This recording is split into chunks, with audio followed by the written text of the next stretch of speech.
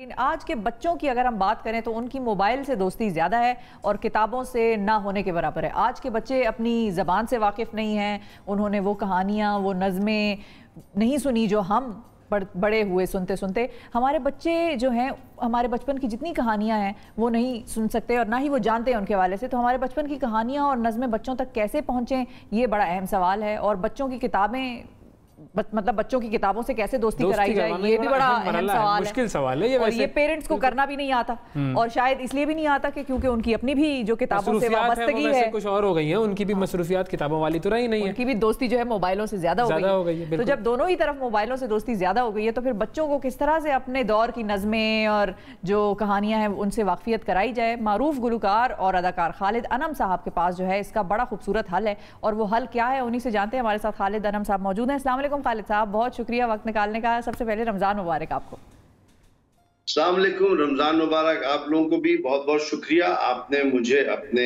Channel पे मदऊ किया। खैर हम पे तो मैं आता रहता हूँ, लेकिन हम न्यूज पे आए हूँ तो ये खुशी की बात है। नहीं, हमारे लिए भी ये खुशी की बात है बिल्कुल। और जाहिर है जो जितना काम आपने किया हुआ है और जब से आप काम कर रहे हैं, हम आपके फैंस में शामिल हैं असल में, तो आपसे बात करना हमारे लिए भी खुशकिस्मती की बात है। तो आपका लॉकडाउन कैसा गुजरा? लॉकडाउन तो चूंकि मैं तबीयतन खुद एक जरा तन्हाई पसंद इंसान हूं, तो मुझे तो ज्यादा दिक्कत नहीं हुई। अच्छा। हो सकता है कि मेरे घर वालों को हुई हो, लेकिन नहीं। हम सबको लॉकडाउन का एहतराम करना चाहिए कि इस चीज को सीरियसली लेना चाहिए, और हमारी अपनी अपनी हुकूमतें जो हमें अहकाम जारी कर रही हैं, इंटरनेशनली भी जो अहकाम मिल रहे हैं, हमें उन सब पे कारबंद होना चाहिए। रही बात यह कि आपने इब्तिदाई में अपने कहा था कि तालीम और किताबें और बच्चे, देखिए इसमें सबसे बड़ा नुकसान बच्चों ही का हुआ है कि स्कूल बंद हो गए, सब हो गए। तो ये बड़ा अच्छा सुनहरी मौका सबके लिए है कि पहली बात तो जो मैंने सीप एक अपना पोर्टल खोला है, सीप यानी children education and entertainment portal, तो उसका सबसे पहला अव्वलीन मकसद ये है कि हम अपनी जुबान से दोबारा आशना हो जाएं। अब मुझे नहीं पता, अगर मैं आप लोगों से पूछूंगा आपको अलिफ बे आती है, तो आप में से दोनों में से किसको पूरी आती होगी? बताइए, सच से बताइए। अगर किसी टेलीविजन होस्ट को उर्दू में जो प्रोग्राम कर रहा हो उसे ना आए तो उसे फौरन टीवी स्क्रीन से हटा देना चाहिए। बाकी पूरी कौम को रूल आउट कर दिया। इस मुल्क में रहने वाला जो उर्दू जानता पढ़ता है, जिसकी कौमी जबान उर्दू है, उसको अगर अलिफ बे ना आए, मैं तो ये कहूंगी तो बहुत गलती की बात आनी चाहिए। और हमें भी आती है, बिल्कुल आती है। बिल्कुल, आपने मेरे दिल की बात की है, आपने मेरे दिल की बात की है। वाकई अगर हमें अंग्रेजी ना आए तो कोई इस पे शर्मिंदगी की बात नहीं है, उर्दू ना आए तो वाकई शर्मिंदगी की बात है। और हम मुख्तलिफ चैनल्स पे देख चुके हैं, हमारे बेचारे को जो नए जिसे हम रंगरूट कहते हैं ना, वो आए होते हैं होस्ट, तो वो बड़ी बड़ी फौज गलतियां कर जाते हैं जो कि नहीं होनी चाहिए।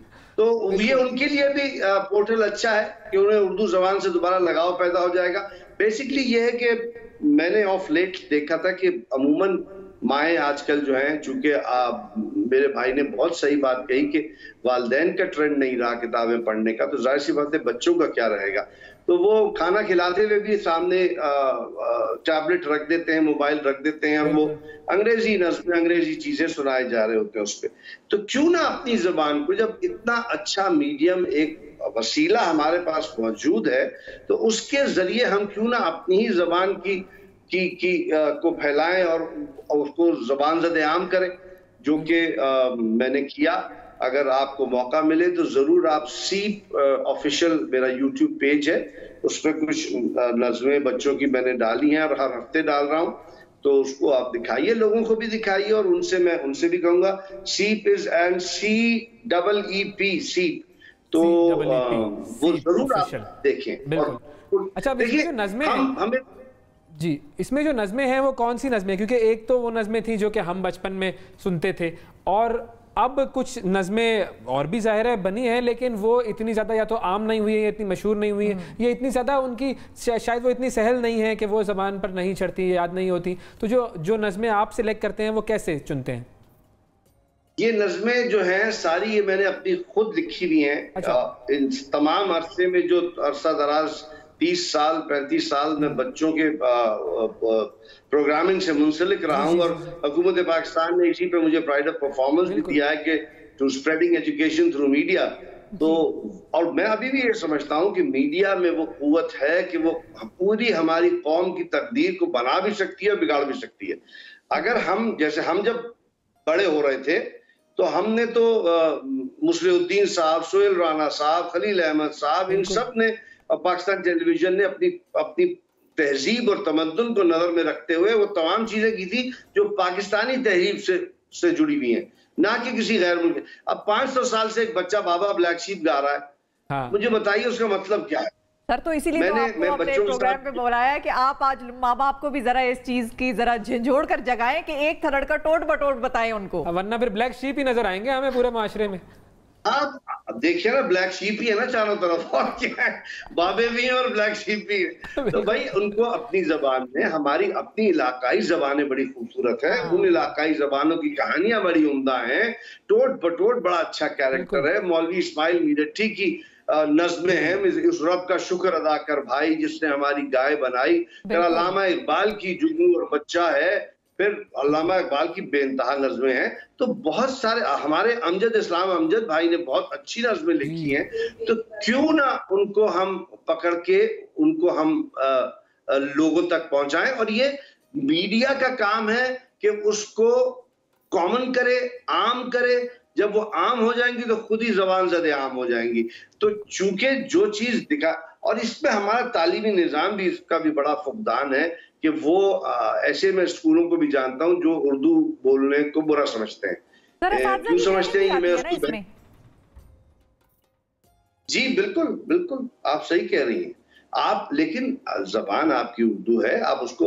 और देखिए मेरा चूंकि ताल्लुक बच्चों की तालीम से रहा है और मैं वैसे आजकल यूनिवर्सिटी में पढ़ा रहा हूँ, लेकिन चिल्ड्रन थिएटर मैंने पढ़ा है जर्मनी से। वो ये कहते हैं कि जब तक बच्चा अपनी मादरी जुबान में नहीं बोलना सीखेगा और समझना सीखेगा, वो कोई और जुबान अच्छी तरह नहीं सीख सकता। बिल्कुल। तो ये तो रिक्वायर हमारी जरूरत भी है। बिल्कुल। या तो ये कह दिया जाए कि भाई उर्दू हमारी कौमी ज़बान नहीं है। मैंने तो माँ बाप को बच्चों से ऐसे बात करते देखा जैसे अल्लाह माफ करे मैं अपने कुत्ते से बात करता हूँ। Come here, sit down, no, don't, ऐसा थोड़ी है यार।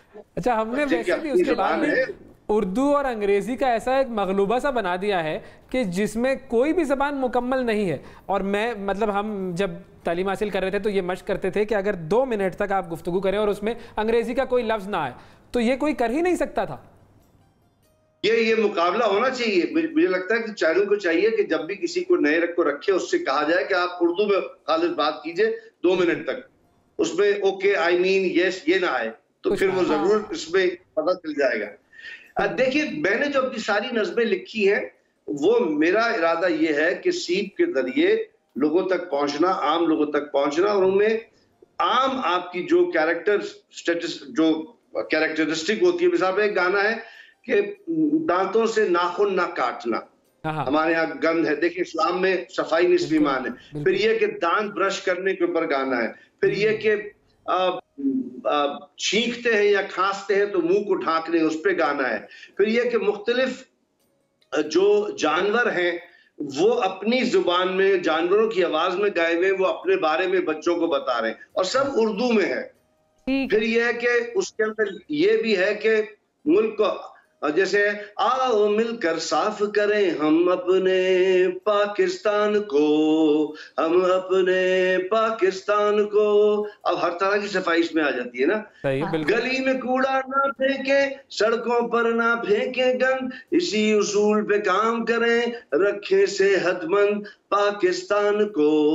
तो ये बहुत जरूरी है कि बच्चों को, मैंने तो अपने साथी मेरे तजुर्बे में है कि स्कूल के सामने से हम गुजरते हैं तो वो जो वालदाएं, माँ बाप या ड्राइवर जो भी बच्चों को पिक करने आते हैं, वो गाड़ी जाती है, शीशा खुलता है, जूस का खाली डब्बा बाहर आता है। बिल्कुल ऐसा ये कैसा स्कूल है?